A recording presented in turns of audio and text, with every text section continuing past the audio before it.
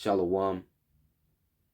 I'm your brother Jeremiah from the branch of GMS South Carolina Midlands. Before we start off, all praise, honor, and glory belongs to Yahawah, Bahasham, Yahawashi, Bahasham, Rakah Kodash, Shabbat Shalawam. Double honors unto the apostles and the elders of Great Millstone who teach and who rule well. And Shalawam unto you hopeful elect, scattered abroad throughout the four corners of the earth. Shalawam.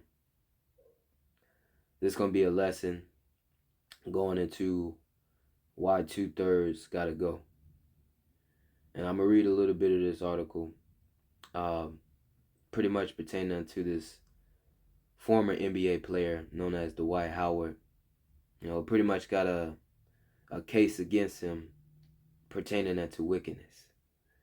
But what I want to get into is pretty much his stance, his pride towards this wickedness, and why this nigga, along with many other 2/3, is going to be destroyed. Now, reading this article, it says Dwight Howard has had sex with men, but it doesn't mean he's an out athlete, which that pretty much pertains into this man pretty much coming out of the closet. It says the longtime NBA player is being sued by a man for sexual assault. This is not a case of an athlete coming out for important reasons. Now, reading a little bit into this article, let's see how proud this nigga is in his stance with being a sodomite, man. It says the athlete in question is longtime NBA player Dwight Howard, who has denied allegations in a lawsuit that he sexually assaulted a man during a 2021 encounter. Howard said the sex between the two men was consensual. So pretty much, this nigga was saying that him and the other man was on mutual grounds in committing this wickedness. It says he also said what he did sexually was his own business, adding that ain't nobody's business where I put my shit in. So, this nigga pretty much could have denied the allegations and everything, but he pretty much doubled down and pretty much said that he's a momo, and what he do in his bedroom ain't nobody's business. Well, I'll tell you whose business it is, man. Who has something to say about it. Your power. Yahawashi. Yahawashi is displeased with this behavior. And pretty much we're getting to the point to where Yahawashi is going to be fed up with you 2/3. Thus the reason for Jacob's trouble. It's pretty much Jacob's trouble is going to be a tailor-made judgment for 2/3 of the house of Israel. Now, reading the law on this matter, Leviticus 20:13, if a man also lie with mankind as he lieth with a woman, both of them have committed an abomination. So you and other alphabet niggas and women are an abomination unto Yahawashi. Thus the reason why you niggas is about to die, man. It says, they shall surely be put to death. Their blood shall be upon them. All right. So if you niggas don't get the message that this is an abomination, this is a sin before the eyes of your power, and that this act will lead to you being put to death. If you don't get it now, then you surely will get it during the time of Jacob's trouble, because the Lord is not playing with you wicked niggas, man.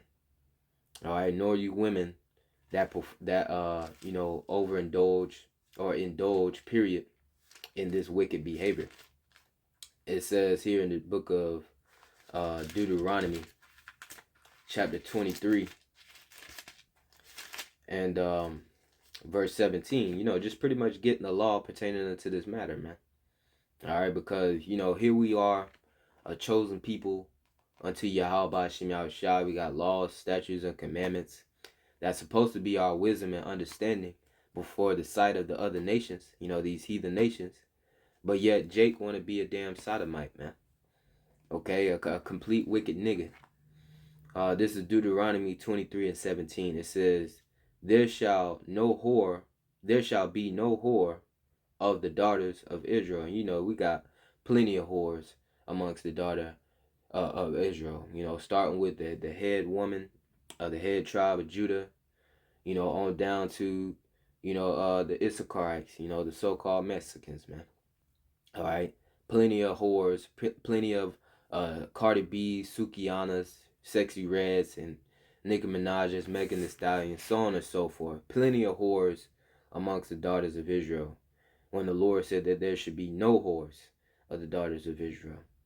It says, nor sodomite of the sons of Israel. So the Lord said there should be no sodomites, no goddamn alphabet niggas amongst the sons of Israel. And here this nigga proudly saying that it's none of nobody's business, where he pretty much, commit this wicked act with other niggas, man. And that's why the Lord about to clean you niggas up, man. All right, when he bring that sword slaughter by way of his sword, Esau Edom, during the time of Jacob's trouble, and ultimately, put you niggas out of commission by way of thermonuclear fire, man. All right, just as he burned up ancient Sodom, ancient Sodom and Gomorrah, he's going to do that to this spiritual Sodom, pertaining to Revelation 11:8, this place, America, being spiritually Sodom and Egypt. All right, but nonetheless, man, this right here is what, we pretty much sigh and cry about, man. All the abominations that's going on, man. And, this, every time we read something like this, or even see one of these wicked niggas in person, it pretty much vexes our spirit, as we oftentimes bring out. Just as our forefather Lot, we're vexed with the filthy conversation of the wicked. And I'm going to pull that real quick. Let's go to the book of 2 Peter chapter 2 and verse 6. It says, and turning the cities of Sodom and Gomorrah into ashes, condemned them with an overthrow, making them an example unto those that after should live ungodly. So ancient Sodom and Gomorrah was destroyed by way of fire and brimstone. And it was because of the sodomy that was going on, all the wickedness that was going on. And, that was left for an example, all right, unto the kingdoms that will come after. And here you have America, following in the same footsteps. And, you wicked niggas, pretty much loving it here in Babylon, here in your captivity. You pretty much participate in this behavior. Thus why you're going to participate in the judgment of Babylon, being burned with fire, man. Because America is going to be made another example. All right, the biggest example, on how not to live, man. All right, but reading verse 7, it says, and delivered just Lot, vexed with the filthy conversation of the wicked. So our forefather Lot was vexed with all the wickedness, all right, the conduct and the speech of them wicked niggas back then. And here in today's time, we're vexed, man. We're in the position of Lot, that we're vexed of seeing you wicked niggas on the day in and day out, man. All right, and that's the big reason why we sigh and cry, man, according to Ezekiel 9:4. And I'm going to pull that real quick. This is Ezekiel 9:4. It says, and the Lord said unto him, go through the midst of the city, through the midst of Jerusalem, and set a mark upon the foreheads of the men that sigh and that cry for all the abominations that be done in the midst thereof. And this is one of the many abominations that's done here in Babylon, man. All right, that we sigh and cry about, man. And, this wicked behavior is really spread throughout the four corners of the earth. Thus the reason why the scriptures speak about how wickedness have exceedingly polluted the whole earth. All right. And, Yahawah, he sees it all, man. All right, he's marking the men, which this mark in Ezekiel 9:4 goes into the Hebrew word Yahawah, which means exemption from judgment. And he's marking his hopeful elect men during this time to exempt them from the time of Jacob's trouble, from the thermonuclear destruction, man. And pertaining unto you 2/3, hey, you're about to receive a sore slaughter, man, or a sore judgment by Yahweh Yahawashi, man. All right, Ezekiel 9:5, it says, and to the other he said in mine hearing, go ye after him through the city, and smite, and let not your eyes spare, neither have ye pity. So these are angels, pretty much with the task of judging you 2/3, and they're not gonna have pity. They're not gonna have no mercy upon you. It says, verse 6, it says, slay utterly old and young, both maids and little children, and women, but come not near upon any man come not near any man upon whom is the mark, and begin at my sanctuary. Then they began at the ancient men which were before the house. So the Lord is going to be killing old, young, little children, all right, maids, young women, little children, and women. It's going to be a lot of women that died during this time, man.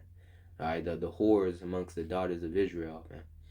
All right, but pertaining unto the men that have that tawah, that judgment ain't going to fall on them, man. Okay, the Lord going to keep them protected. And, as it made mention, it's going to begin at the Most High Sanctuary, the Lord's house, man. And we could read about that in the book of 1 Peter 4:17. For the time has come that judgment must begin at the house of the Most High, which is you Israelites, you so-called blacks, Hispanics, Native and Seminole Indians of today. It says, and if it first begin at us, what shall be the end of them that obey not the gospel? And we know where you wicked 2/3 niggas is going to end up, man. You going to end up face down, by somebody, destroying you by way of the sword. All right, the Lord gonna starve you out by way of famine. The Lord gonna destroy you by way of thermonuclear fire. The Lord gonna allow teeth of wild beasts just to get busy on you 2/3 wicked niggas, man. The Lord got a infinite number of judgment that the Lord is gonna bring upon 2/3 of the house of Israel, man. It says, verse 18, and if the righteous scarcely be saved, and how the righteous going to scarcely be saved, pertaining to the hopeful elect, starting with the 144,000 on down to the great multitude. How are they going to scarcely be saved? Well, the elect, the remnant, before the Lord brings down that nuclear destruction, they're going to be beamed up, all right, into a chariot. The chariots, the vehicles of the heavenly hosts. All right. And, you 2/3, hey, you're going to be left here to be burned, man. It says, and if the righteous shall scarcely be saved by the skin of their teeth, pretty much, where shall the ungodly and the sinner appear? Yeah. And you're going to be fuel to the fire, man. All right. Right now, because you walk out of the way of understanding, you are spiritually dead, according to Proverbs 21:16. And, in the times to come, in the time of the Lord's judgment, hey, you're going to be physically put to death by Yahweh Shem Yahawashi, man. All right? But let's get into this, man. All right? Because the reason why these niggas can continue to perform this behavior is because Esau Edom, allows this nigga and many other Jakes, 2/3 of the house of Israel, to be this way, man, here in this wicked kingdom. Because the scriptures speak about how the earth is given into the hand of the wicked. All right, and that's Job 9:24. And the scriptures also speak about how, when the wicked beareth rule, iniquities are multiplied. Let me pull that real quick because I know I butchered it. Let's go to the book of Proverbs. The scriptures always can say it better than we can. It says Proverbs 29:16. It says, when the wicked are multiplied, which the wicked is Esau Edom, the so-called white man, starting with the wicked elite. They are the wicked, according to the Bible, according to Malachi 1 and 4, they're the border of wickedness. It says, when the wicked are multiplied, which we know that they are in power right now, okay, according to Job 9 and 24, it says, transgression increases. So pertaining unto sin, it increases when, these wicked Edomites are multiplied, and how much more when these niggas is in rulership, man. Okay.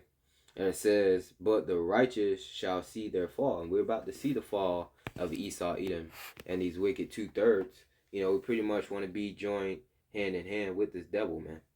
All right. So just making a point, because Esau, Edom allows these niggas to commit this wickedness, they're going to continue to pretty much participate in it, man.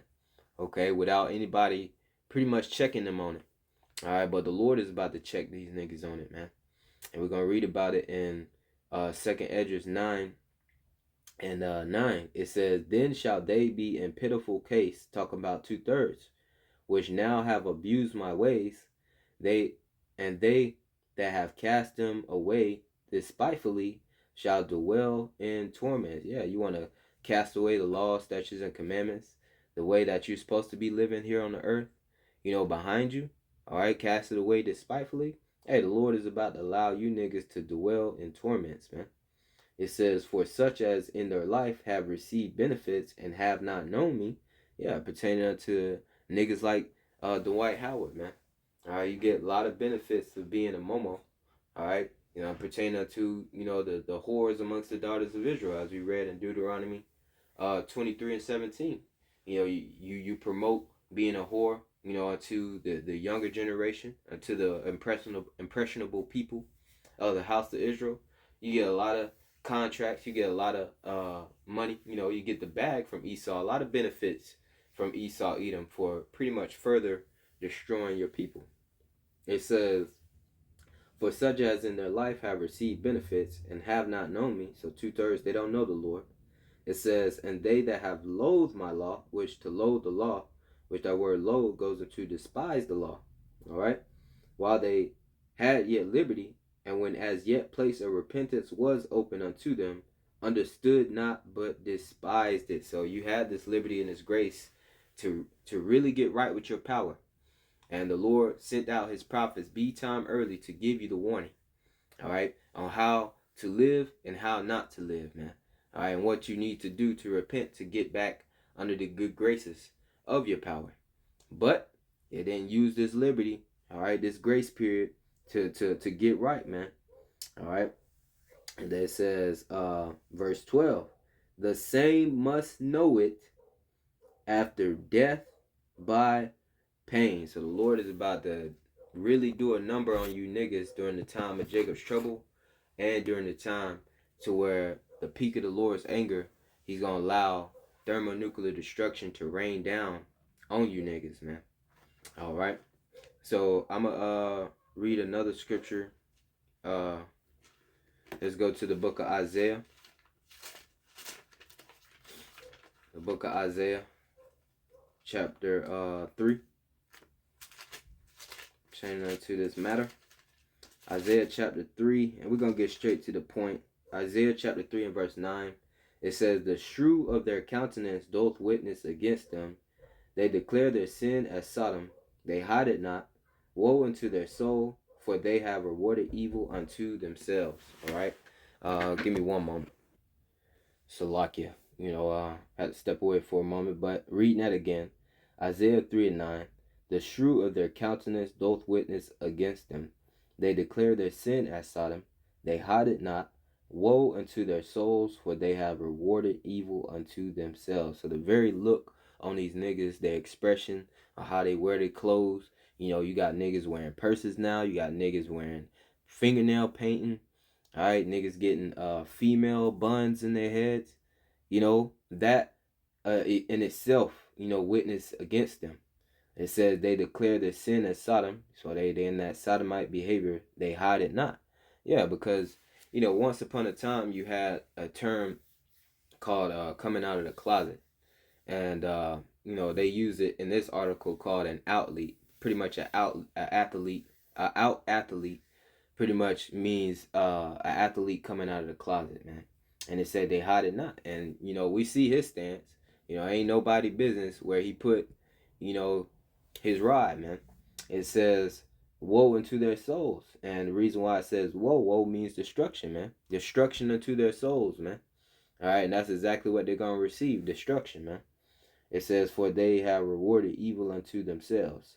Verse 10, say ye to the righteous that it shall be well with him, for they shall eat the fruit of their doings. Yeah, because the hopeful elect, they're the ones putting in, the work from Yahawashi, which ultimately displays their faith, their belief in Yahawashi, hoping to be saved, man. All right, they're gonna eat the fruit of their doings. They're gonna receive salvation. But verse 11, pertaining unto 2/3, woe unto the wicked, destruction unto the wicked.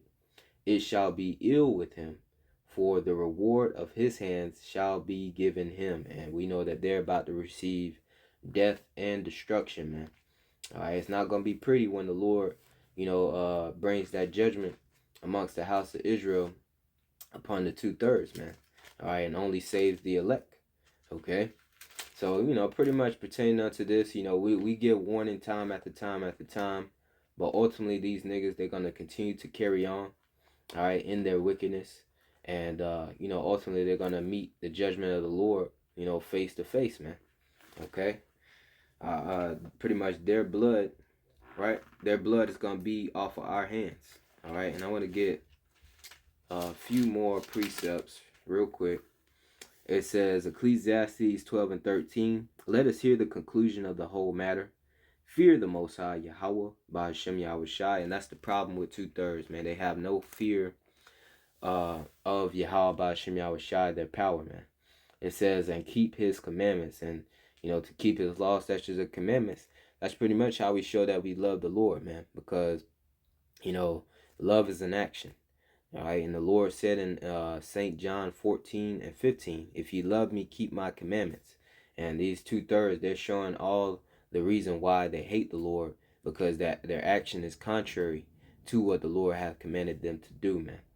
It says, and keep his commandments, for this is the whole duty of man.